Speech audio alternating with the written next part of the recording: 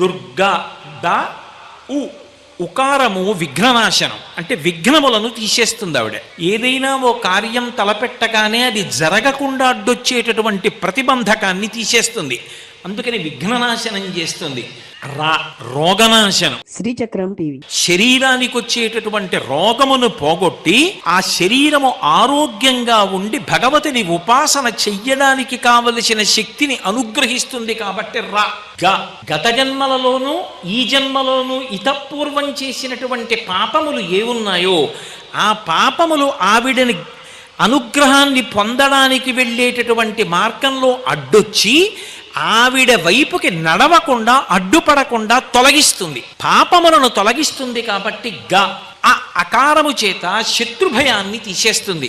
శత్రుభయం అంటే శత్రువుల్ని చంపుతుంది అని అన్వయం చేయకూడదు. నా మీద శత్రుభావన ఎవడు పెట్టుకున్నాడో వాడికి శత్రుభావన